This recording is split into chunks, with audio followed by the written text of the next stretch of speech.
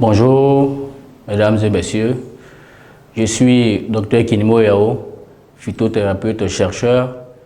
Je suis aujourd'hui là pour vous entretenir sur un cas de pathologie d'une maladie quand même très récurrente dans nos sociétés étatiques africaines, le cas du cholestérol.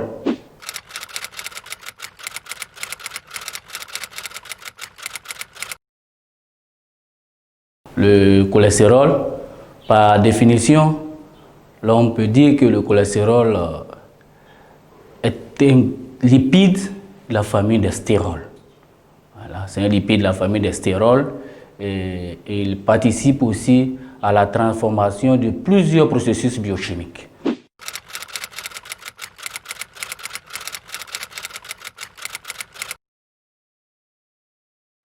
Le cholestérol, en termes de rôle, il faut souligner que c'est d'abord un élément essentiel et indispensable de la membrane cellulaire. Et c'est le cholestérol qui assure la stabilité, la perméabilité et la fluidité de la membrane cellulaire. Et le cholestérol participe aussi à la synthèse de la vitamine D. La vitamine D qui favorise la fixation des os. Le cholestérol entre aussi dans la production de plusieurs hormones, telles que les hormones sexuelles. On peut citer là la testostérone en termes d'hormones sexuels, et on peut aussi parler des cortisones aussi. Voilà. En termes de rôle, voici ce que nous pouvons citer pour élucider le rôle du cholestérol.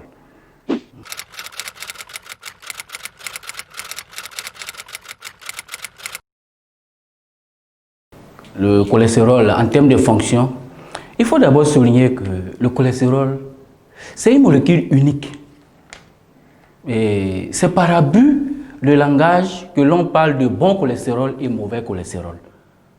La seule chose qui diffère, c'est le transport de la lipoprotéine dans le sang qui diffère. Sinon, la lipoprotéine de haute densité, LDLC, définie comme de low density cholestérol, et la lipoprotéine de haute densité qu'on appelle HDLC, de high density lipoprotéine cholestérol, c'est les mêmes molécules, c'est une molécule unique. La seule chose qui diffère, c'est le transport des lipoprotéines au niveau des vaisseaux. Voilà. Maintenant, nous allons vous expliquer le fonctionnement véritable. La HDLC, qu'on appelle la lipoprotéine de haute densité, les lipoprotéines à ce niveau ont pour fonction de récupérer le cholestérol au niveau des vaisseaux et confier au foie pour que le foie les digère. Voici la mission. Et au niveau du foie, nous avons maintenant la LDLC, la lipoprotéine de basse densité, qui va à son tour récupérer ce cholestérol-là et le transporter vers les cellules. Voici pourquoi on parle de mauvais cholestérol. Sinon, à l'origine, c'est un abus de langage. C'est une molécule unique.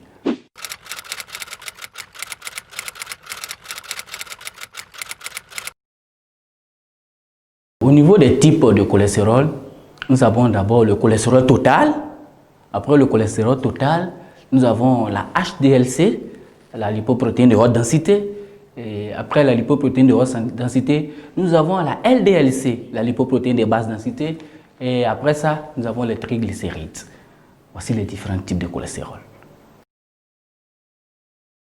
Il faut aussi souligner que le cholestérol aussi a des caractères dangereux dans l'organisme. Parce que le cholestérol favorise le dépôt des plaques dans les vaisseaux. Et ce dépôt de plaques dans les vaisseaux va provoquer ce que nous appelons l'athérosclérose. De manière simple, le durcissement des vaisseaux. Et déjà, s'il y a durcissement des vaisseaux, nous sommes bien situés. Les cas de situation de maladie cardiovasculaire, ça c'est inévitable.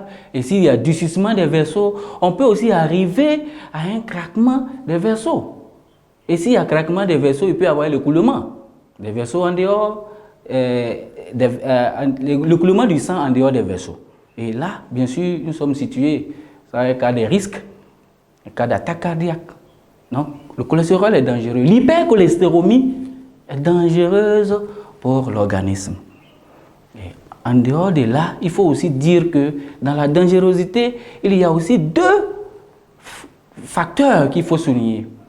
Il y a le facteur biologique et le facteur lié à la vie sociale, à la vie quotidienne. Donc, au niveau de la vie quotidienne, nous allons parler de l'alimentation. Bien sûr, l'alimentation, une alimentation non variée, c'est dangereux pour l'organisme en termes de cholestérol. Une alimentation riche en matières grasses saturées est aussi dangereuse et favorise le dépôt du cholestérol. Une alimentation même en matières grasses trans est aussi dangereuse. Et les facteurs biologiques, nous allons toucher ici l'âge, ça compte. L'âge, le sexe. Il y a des familles qui évoluent en prédisposition hypercholestéromique. Et nous allons parler aussi des facteurs au niveau ethnique. Voilà, parce que quand on parle de niveau ethnique, nous avons les alimentations. Il y a des groupes ethniques qui sont plus basés dans l'alimentation grasse. Donc tout cela font partie du côté de la dangerosité du cholestérol. Et à partir de là, nous allons remarquer quelques symptômes, des signes de complications au niveau de l'organisme, tels que les douleurs terribles au niveau de la poitrine, où on a tendance à avoir une oppression de la poitrine, la nausée, les vomissements, les maux de tête. On va constater aussi la paresse au niveau du visage, des membres, du bras et du pied, les douleurs au niveau des mollets.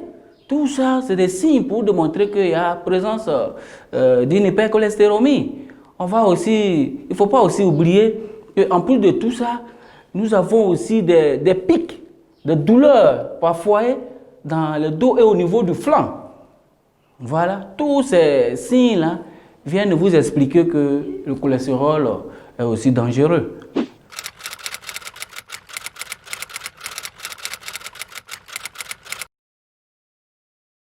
Au niveau de la pharmacopée, il faut d'abord dire merci parce que Dieu a fait germer les plantes pour les besoins de l'homme.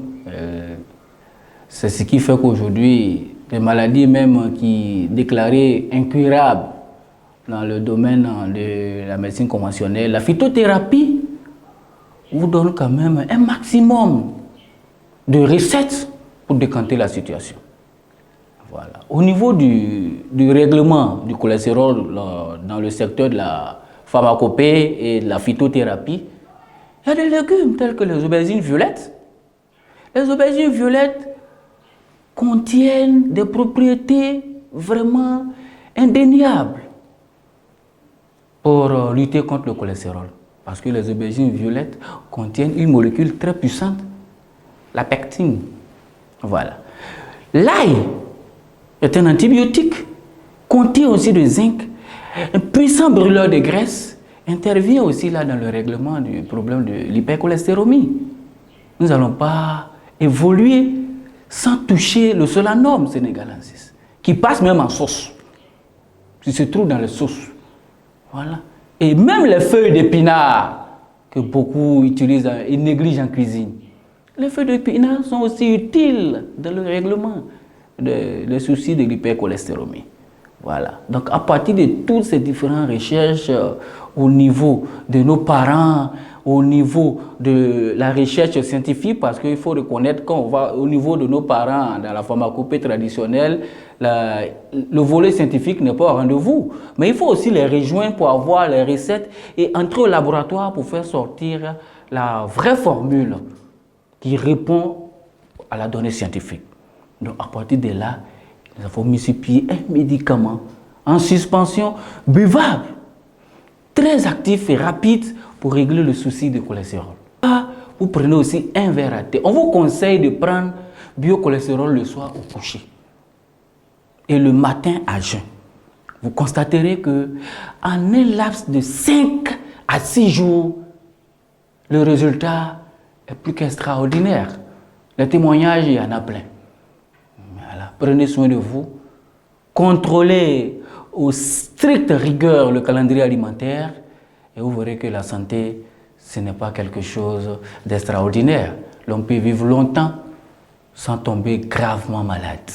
Voilà. Fais de ta nourriture ton aliment et de cette même nourriture ton médicament.